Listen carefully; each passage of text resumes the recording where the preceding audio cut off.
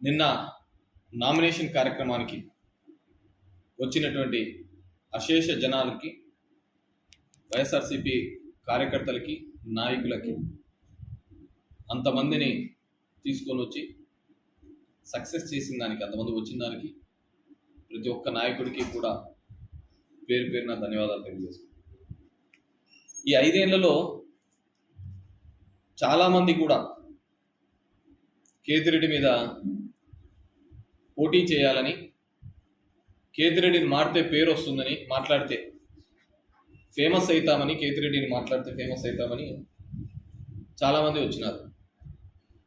పాపం వాళ్ళు మాట్లాడడం వల్ల వాళ్ళకి ఏమన్నా లైకులు వ్యూలు పెరిగినాయేమో తప్ప టికెట్లు సీట్లు రాలేకపోయినాయి.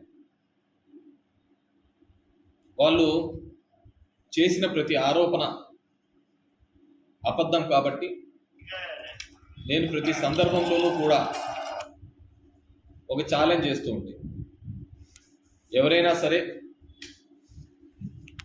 మీరు చేసే ఆరోపణలు నిజము అని చెప్పి నిరూపించడానికి ఎవరైనా ఒక్కరితో అయినా చెప్పించండి అని చెప్పేసి, కానీ ఒక్కరూ చెప్పలేకపోయారు. శ్రీరామ్ మాట్లాడినాడు, సూరి మాట్లాడినాడు, మధు మాట్లాడినాడు, కేతిరెడ్డి మీద నేనే యుద్ధం చేస్తున్నాను, నాకే టికెట్ వస్తుందని. పాపం వాళ్ళందరికీ కూడా సర్వేలలో నాకు దరిదాపుల్లో కూడా లేకపోవడంతో టికెట్ అనేది వాళ్ళకు రాలేదు. వైసీపీ గెలిచే సీటు, ప్రతిపక్షాలు ఓడిపోయే సీటు ఎవరికొవరికి ఇవ్వాలి అని చెప్పి మిత్రపక్షంలో భాగంగా ఎన్డీఏ పార్టీకి ఇవ్వడం జరిగింది.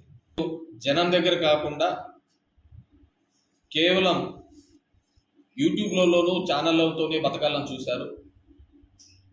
ఆ ఛానళ్ళలో ఉంటే చాలు, మనము ప్రజల మద్దతు కూడగొట్టుకోవచ్చు అని చెప్పేసి ఆలోచించినారు. కానీ వాళ్ళ సర్వేస్లలో అవన్నీ ఫెయిల్ కావడంతో వాళ్ళకు టికెట్ అనేది రాలేదు. దాని తర్వాత శ్రీరామ్ కూడా రాప్తాడుకు పోయినాడు, అక్కడ టికెట్ రాలేదు. టికెట్కి ట్రై చేసినాడు, అక్కడ కూడా సర్వేలలో లేదు అని చంద్రబాబు ఇవ్వడం జరిగింది. ఎందుకంటే గ్రౌండ్ లెవెల్ రియాలిటీస్ వేరు, పైన మాట్లాడేది వేరు. ఈరోజు కొత్తగా, ఎందుకంటే నాకు తెలియదు ఎవరిని నేను ఆపోజిట్ వ్యక్తిగా మాట్లాడాలనేది కూడా నాకు తెలియదు అనమాట. రోజుకు కూడా వచ్చారని మాట్లాడుతున్నాడు. నామినేషన్లు వేసేంత వరకు, ఇప్పుడు నామినేషన్లు వేసినారు కాబట్టి వీళ్ళు ఇతర వరకు ఉంటారో లేదో నాకు కూడా తెలియదు. మళ్ళీ అది కూడా ఉంది, రేపు చూసుకోవాలా ఇలా సంగతి మిత్రాలు. సో నాకు నామినేషన్ వేసిన దానిలో చూస్తే కేతిరెడ్డి గారు మొత్తం 14 మంది వేసినారు. వీళ్ళు నాకు ఇప్పటి నుంచి రాజకీయ ప్రత్యర్థులు. 20 రోజులు నా పొలిటికల్ జర్నీలో కేతిరెడ్డిని విమర్శిస్తే ఫేమస్ అవుతాం అనుకున్నారు. నేను ఎప్పుడు చెప్తూ ఉంటా, కేతిరెడ్డి అలా కాదైనది. ఒక ఎమ్మెల్యే అనే వ్యక్తి గడప గడపకు తిరగడం వల్ల, ఒక ఎమ్మెల్యే వ్యక్తి నేరుగా ప్రజల పక్షాన పోవడం వల్ల ఈరోజు తెలుగు రాష్ట్రాల్లో కావచ్చు, కర్ణాటకలో కావచ్చు, తెలియని వాళ్ళంటూ లేరు. That's my performance orientation. నేను పెద్ద వక్తను కాదు, పెద్ద ఫ్యాక్షనిస్టును కాదు, ఇంకోటి కాదు. కేవలం నా వర్కింగ్ స్టైల్తో, ఎమ్మెల్యే అంటే ఇలా ఉండాలి, ఇలా పని చేయాలి అనే వర్కింగ్ స్టైల్తో నేను చేయడం జరిగింది. సో నేను చేసిన అభివృద్ధిని చెప్పుకుంటూ వెళ్ళే కార్యక్రమం చేస్తూ రావడం జరిగింది. కానీ మొట్టమొదటిసారిగా ఈరోజు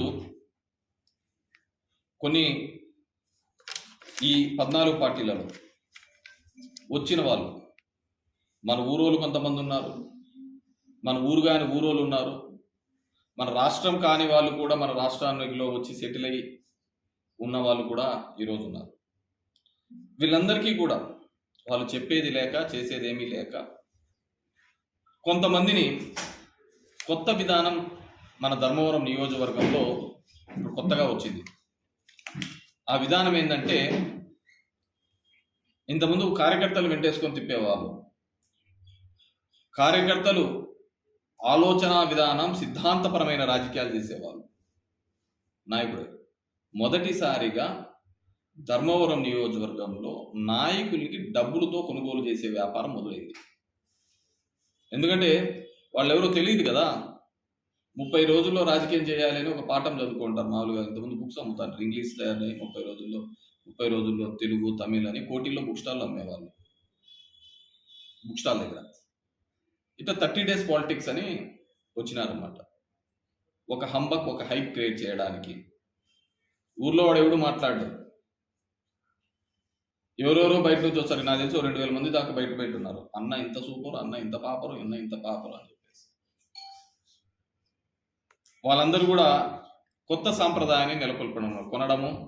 ఇది ఇంతకుముందు చెప్పినట్టే, నేను నీకు జింకు కావాలా, బంకు కావాలా, విశాఖ స్టీల్ కావాలా, ఏజిఎం కావాలా, జిఎం కావాలా, పిఎఫ్ కావాలా, ఇట్లా చెప్పుకుంటూ పోయేవాళ్ళు. చూసాం ఈ మధ్యకాలంలో.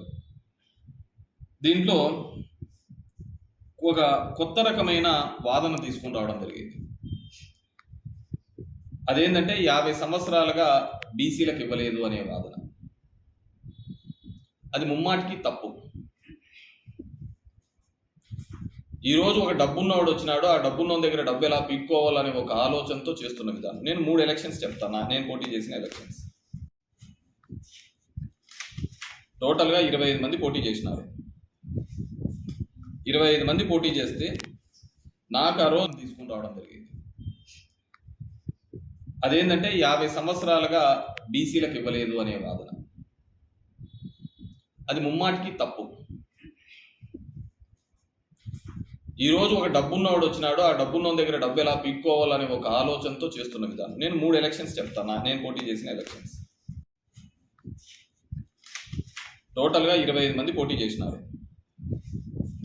25 మంది పోటీ చేస్తే నాకు ఆ రోజు ప్రధాన ప్రత్యర్థి పార్టీగా ఉన్న దాంట్లో చూస్తే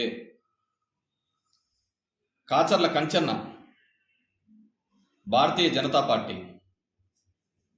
తొగట 2009లో. నేను అనేది రికగ్నైజ్డ్ పార్టీలో చెప్తాండి. Devaragudi Jagadish, he's a communist party, CPI నుంచి అతను పోటీ చేయడం జరిగింది. These 2 are national parties. ఇక్కడ పోటీ చేయడం జరిగింది. నేను ఓన్లీ నేషనల్ పార్టీసే చెప్తా, రీజనల్ పార్టీస్, ఇండిపెండెన్స్ గురించి నేను చెప్పను. 2009లో Kacharla Kanchanna BJP, Togata BCB, Devaragudi Jagadish communist BCB Kuraba, ఇద్దరు బీసీలే పోటీ చేసినారు. వాళ్ళిద్దరి మీదనే నేను గెలవడం జరిగింది.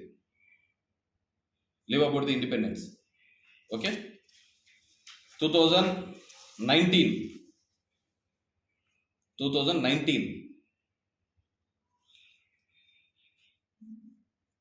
K3 సారీ 2014కి వస్తా. 2014 నేను ఎలక్షన్స్లో ఓడిపోయిన సందర్భంలో గోనుగుంట్ల సూర్యనారాయణ టీడీపీ,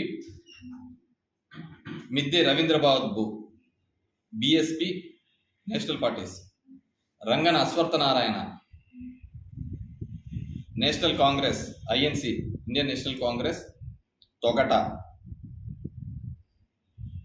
మంజుల శ్రీనివాసులు రాయలసీమ పరిరక్షక సమితి వడ్డే బీసీఏ. అర్థమైనా? 2014లో. సో ఇక్కడ బీసీలు పోటీ చేసినారు. నేషనల్ కాంగ్రెస్ పార్టీ నుంచి నేను చెప్పినది. అంతకుముందు కంచన్న బీజేపీ నుంచే పోటీ చేసినాడు. 2019 నేను గెలిచినప్పుడు యువజన శ్రామిక రైతు కాంగ్రెస్ పార్టీ రెడ్డి నేను, Gonuguntla Suryanarayana Kamma, Rangana Ashwathanarayana Indian national Congress Togata BCB, Gaddam Rajagopal all India forward bloc Golla BCD నుంచి పోటీ చేయడం జరిగింది. Leave about the independence. So 2019లో కూడా బీసీలు పోటీ చేసినారు. 2024 ఇప్పుడు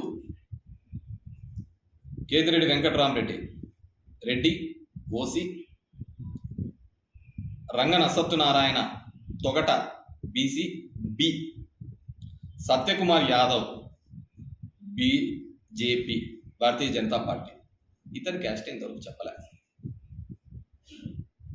వెనకల యాదవ్ ఉందని యాదవ్ అని చెప్తున్నాడు, విచ్ ఈజ్ రాంగ్. అతనిది వాళ్ళ పెదనాన్న, చిన్న అన్న, వాళ్ళ అన్న కొడుకుల్ని అందరికీ కూడా డీటెయిల్స్ 42 మందికి తీసినాం, 42 మెంబర్స్.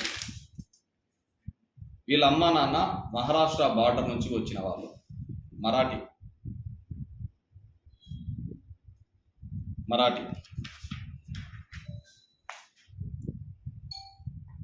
యాదవ్ సరస్వతి భాయ్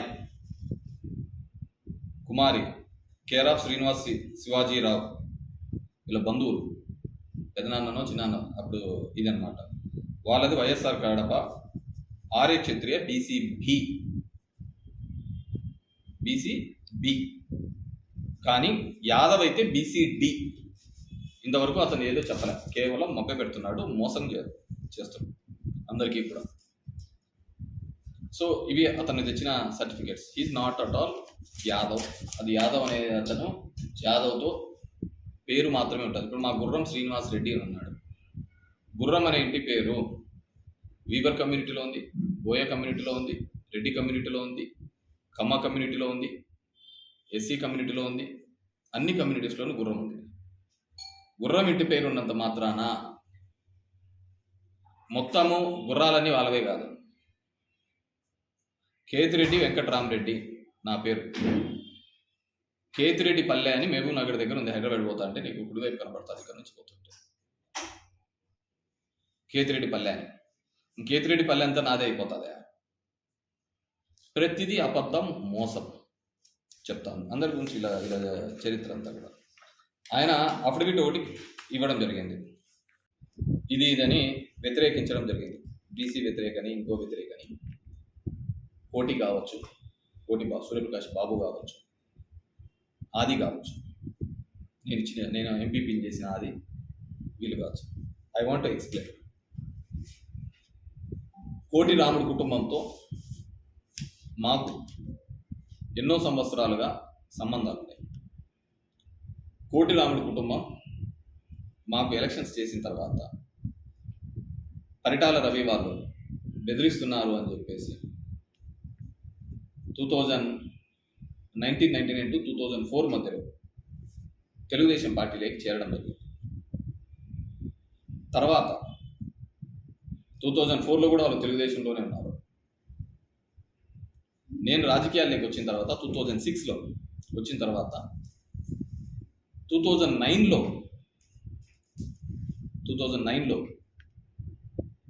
కోటి బాబుని వాళ్ళ నాన్న కోటి రాముడు ఆ రోజు నాతో, రాము ఇతనికి తెలియదు, నువ్వు దగ్గరుండి చూసుకోవాలా మా కుటుంబాన్ని అని చెప్పి నాకు చెప్పడం జరిగింది. ఎందుకంటే కోటి బాబు అప్పుడు వాళ్ళ నాన్నతో మాట్లాడాలన్నా కూడా భయపడేవాడు. మీరు కావాలంటే చూసుకో. నేను ఆ రోజు 250 వెహికల్స్ పెట్టి కోటి బాబుని తీసుకొని ఆ రోజు రాజశేఖర్ గారి సమక్షంలో హిందూపూర్లో పార్టీలో జాయిన్ చేయడం జరిగింది 2009లో. చేసిన తర్వాత 2009 ఎలక్షన్స్ తర్వాత సర్పంచ్ ఎలక్షన్స్ వచ్చినాయి. సర్పంచ్ ఎలక్షన్స్ వస్తే వాళ్ళ మదర్ సర్పంచ్గా ఓడిపోవడం జరిగింది. వాళ్ళమ్మ సర్పంచ్గా ఓడిపోవడంతో వాళ్ళ కుటుంబం రాజకీయంగా ఇబ్బంది పడకూడదనే ఒకే ఒక కారణంతో మళ్ళీ ఆ కుటుంబాన్ని పైకి తీసుకోవాలి రాజకీయంగా అని చెప్పేసి, ఎందుకంటే వాళ్ళ నాన్నకి ఇచ్చిన మాట ప్రకారం తీసుకొని రావాలనే ఉద్దేశంతో 2013లో ఎంపీటీసీ ఎలక్షన్స్ జరిగితే మొత్తం ఎంపీటీసీలకు నయా పైసాతో సహా నేనే ఖర్చు పెట్టి ఎంపీటీసీలందరినీ గెలిపించిన. అనుకోకుండా 2014లో ఎలక్షన్ ఓడిపోతే ఒక ఎంపీటీసీ నలబోయినపల్లి వెంకటేశ్వర రెడ్డి అనే ఎంపీటీసీ పార్టీ ఏదో అతనుకున్న ఇబ్బందుల రీత్యా అతను ఓటు వేయకుండా తప్పించుకుంటే కూర్గులో ఉంటే వెళ్ళి పట్టుకొని వచ్చి ఓటు వేసి అతను దానికి కూడా నాకు ఇంత ఖర్చు అయిందంటే అది కూడా ఇచ్చి అతనికి ఉందో లేదో విశ్వాసం నేను చెప్తున్నా, డబ్బు ఇచ్చి బత్తలపల్లి సెంటర్లో, అదే సెంటర్లో తెలుగుదేశం పార్టీ వాళ్ళ చేత రాళ్ళు వేయించుకున్నా. నేను మా బండ్లని పగలగొట్టించుకున్నా. కోటిబాబు అనే వ్యక్తి ఆ రోజు వాళ్ళమ్మ ఓడిపోయి మళ్ళీ ఇది లేకుండా అంతకుముందు దానికంటే ముందు ఒక సూసైడ్ అటెంప్ట్ కూడా చేసినాడు. అతను ఎందుకు చేసినాడు? మళ్ళీ కుటుంబాన్ని నిలబెట్టాలనే ఒకే ఒక ఉద్దేశంతో 14లో అతన్ని నేను మళ్ళీ ఎంపీపీని చేయడం జరిగింది. ఎంపీపీని చేసిన తర్వాత 19 ఎలక్షన్స్ కంటే ముందు కూడా అతని మీద రాళ్ళేసిన వాడు, అతని మీద ఇబ్బంది పెట్టినవాడు, అతని మీద కేసులు కట్టినాడు, ఎస్సీ ఎస్టీ కేసులు సూరి, అయినా కానీ అతని ఇంటికి పోయినాడు. అతని ఇంటికి పోయినా కానీ నేను ఏమాత్రం కూడా పట్టించుకోలేదు. ఆ రోజు కూడా పోలీసులు చేసిన అంతకుముందు గంటాపురం ఈశ్వర అని చెప్పి ఇంకో దానిలో ఒక మర్డర్ కేసు జరిగితే పోలీసులు జరిగిన ఇంట్రాగేషన్లో వాళ్ళు చెప్పినది ఏంటంటే ఈశ్వర అనే ఇతను సూరికి 2 లక్షల రూపాయలు గుడికిస్తే పార్టీలో చేరతానని చెప్పినాడు అని చెప్పేసి వాళ్ళు చెప్పడం జరిగింది. నుంచి మాట్లాడినా నేను మొత్తం ఈ చరిత్ర అంతా నాకు నీ ఫ్యాన్స్ ఈ విధంగా ఉన్నారని నాకు తెలుసు. నీవే మొత్తం విషయాలన్నీ నాకు తెలుసు. నోరు మాట్లాడేటప్పుడు కంట్రోలు, సిద్ధాంతపరంగా లేకుంటే ధర్మవరానికి సంబంధించిన విషయాల గురించి దీని గురించి మాట్లాడితే అంతే దాంతో ఉంటుంది, లేదు అనుకుంటే అదే విధంగానే ఉంటుంది. ఇంకెవరు వచ్చినా దాంట్లో నాకేం అయ్యేదేం కాదు. I have plenty of satisfaction in political జర్నీలో. ఆడో మహారాష్ట్ర నుంచి వచ్చి పొద్దుటూరులోకి వచ్చినావు, పొద్దుటూరు నుంచి హైదరాబాద్ పోయినావు, ఢిల్లీ అంటావు, 30 రోజుల ముందు వచ్చినావు. నువ్వేంది నాకు ఛాలెంజ్ చేసేది?